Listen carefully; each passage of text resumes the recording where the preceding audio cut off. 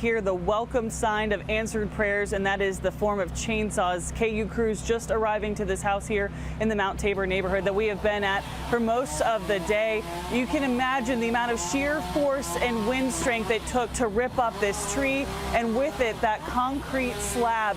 I mean, just incredible to see the roots completely uprooted here. And we also know that the man who lives inside this home says last night those storms were intense, only kept in check by his stronger sense of faith.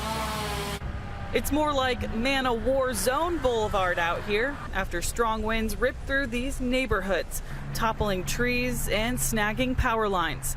Rebecca White now heading to a relative's house just for some showers and a chance to cook up the food in her fridge before it spoils. Patience is a virtue, literally. Stay prayed up and be patient. Gotta make a way. Across the street, her children help their neighbors clean up storm debris. I mean, it was scary. It was pretty scary. Daryl Euler was outdoor dashing when the storm hit Sunday night. He was having to dodge huge trees that came crashing down in front of him and blocking roadways. Daryl asked his customer if he could seek shelter inside. That stranger didn't hesitate to take him in. You know, let me come in their house, stay as long as you want, wait till it's gone. And they actually was really nice. His home was one of thousands that spent the night without power.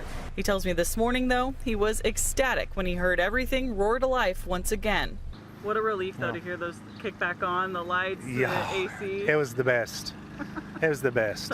And while Daryl is mostly finished with his cleanup, some other residents, like James Cook, await insurance to come survey the damage. He's a renter, but tells me it is still heartbreaking to see any sort of damage come to the place that you call home. Me and my little dog, little buddy, and my nephew, that's all we've got.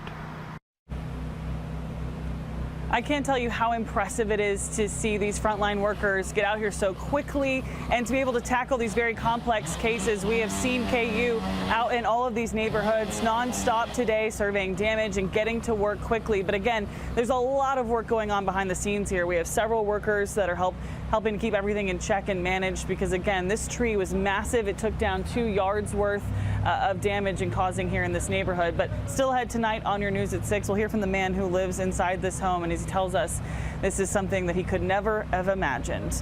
Live in Lexington, Kelsey Soto, WKYT.